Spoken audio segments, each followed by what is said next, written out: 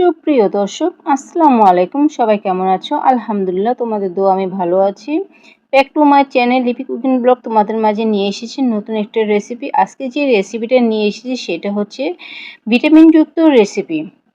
তো এই রেসিপিটা কিভাবে তৈরি করতে হবে সব তোমাদের সাথে শেয়ার করব। রেসিপিটা কিভাবে তৈরি করব কথা না বলে চলো তৈরি করার জন্য শুরু করি।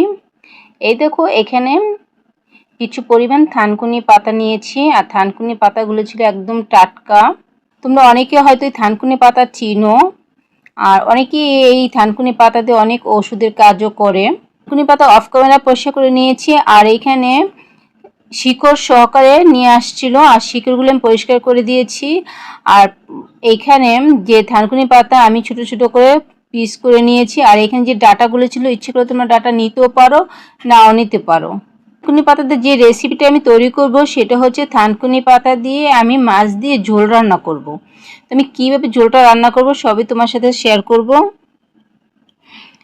এইখানে আমি রুই মাছ নিয়েছি 6 পিস, আর এই রুই মাছগুলো আমি অফ ক্যামেরা সুন্দর করে পরিষ্কার করে নিয়েছি, লবণ ও গরম পানি দিয়ে পরিষ্কার করে নিয়েছি। আর মাছ যত ভালো করে মাছটা পরিষ্কার করবে মাছের টেস্টে কিন্তু ততটাই বাড়ে।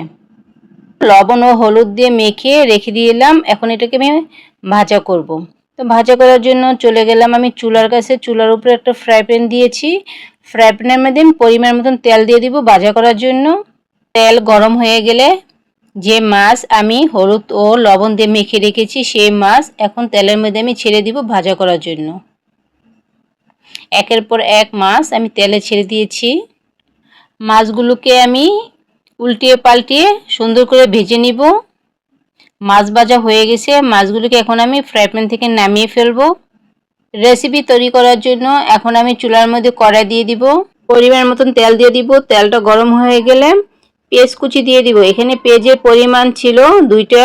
পেঁয়াজটাকে নাড়াচাড়া দিয়ে বাদামি কালার করে নিব। এরপর আমি আদা রসুনের পেস্ট দিয়ে দিব 4 চামচের 1 চামচ, 4 চামচের 1 চামচ কাঁচামরিচের পেস্ট দিয়ে দিব।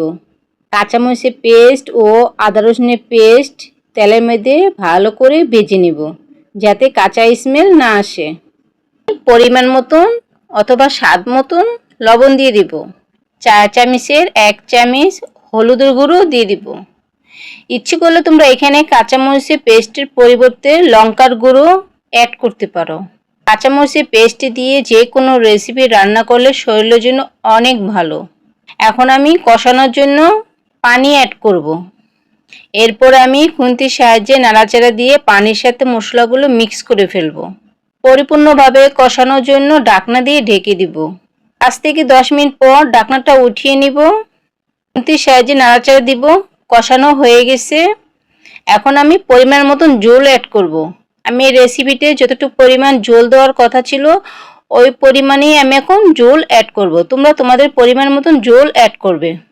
ঝোলটা বলক আসার জন্য ঢাকনা দিয়ে ঢেকে দিব। ঢাকনাটা উঠিয়ে নিব। বলক চলে এসেছে। থানকুনি পাতা যে অফ ক্যামেরায় কেটে রেখেছি, সুন্দর করে পরিষ্কার করে রেখেছি, সেই থানকুনি পাতা ঝোলের মধ্যে দিয়ে দিব। তোমরা যদি কষানোর মধ্যে থানকুনি পাতা দিয়ে দিতে তাহলে পাতাগুলো লাল হয়ে যেত, পাতা থেকে যে ভিটামিন সেই ভিটামিনগুলো চলে যেত।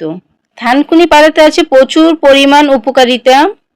গ্যাস্ট্রিক ও আলসার দূর করে, খুসখুসে কাশি কমিয়ে প্রশান্তি দেয়, আমাশয় ভালো করে তোলে, চুল পড়া কমায় এবং সৌন্দর্য বৃদ্ধি পায়, শরীর থেকে টক্সিন বের করে রোগ প্রতিরোধ ক্ষমতা বাড়ায়। তাহলে বলো বন্ধুরা, কেন আমরা থানকুনি পাতার রেসিপিটা আমাদের মেনুতে রাখবো না? আর থানকুনি পাতাতে রয়েছে যে অনেক ভিটামিন, তোমরা এখনই জানতে পেরেছো। থানকুনি পাতাতে অনেক উপকারিতা আছে, তাহলে থানকুনি পাতা আমরা ফেলে না দিয়ে আমরা অবশ্যই থানকুনি পাতার রেসিপি তৈরি করব। আর থানকুনি পাতার রেসিপি অনেক রকমের করা যায়, তোমরা ইচ্ছে করলে ট্রাই করে দেখতে পারো। এখন আমি যখন বলক চলে এসেছে থানকুনি পাতা দেওয়ার পর তারপর আমি মাছ অ্যাড করেছি। ঢাকনাটা উঠিয়ে নিলাম। এরপর দেখো বন্ধুরা, আমি যে থানকুনি পাতা দিয়েছি থানকুনি পাতাগুলো কিন্তু এখনও কালারটা বজায় আছে। থানকুনি পাতার কালারটা এখনও সেই গ্রিন কালার আছে, সবুজ কালার, কালারটা নষ্ট হয়নি। তোমরা যদি থানকুনি পাতা কষানোর মধ্যে দিয়ে দিতে, ভালো করে কষিয়ে নিতে, তাহলে কিন্তু থানকুনি পাতার কালারটা নষ্ট হয়ে যেত। আমার রেসিপিটা রান্না প্রায় শেষ পর্যায়ে চলে এসেছে। ট্রাই করে দেখতে পারো থানকুনি পাতাটা হাতে চাপ দিয়ে সিদ্ধ হয়েছে কিনা। আমার রেসিপিটা যদি তোমাদের ভালো লেগে থাকে, তোমাদের মনে কোনো একটু অংশে যদি ধোলা দিয়ে থাকে, তাহলে অবশ্যই আমার চ্যানেলের পাশে থাকবে আর নিজে দেখবে, অন্যকে দেখার সুযোগ করে দিবে। আর যারা নতুন দেখতেছো তারা অবশ্যই সাবস্ক্রাইব করে বেল বাটনটি অল করে রাখবে, যাতে আমি নতুন নতুন ভিডিও আপলোড করার সাথে সাথে তোমাদের মাঝে নোটিফিকেশন চলে যায়। আমার থানকুনি পাতার রেসিপিটা কেমন হয়েছে কমেন্ট করে বলবে। আল্লাহ হাফেজ।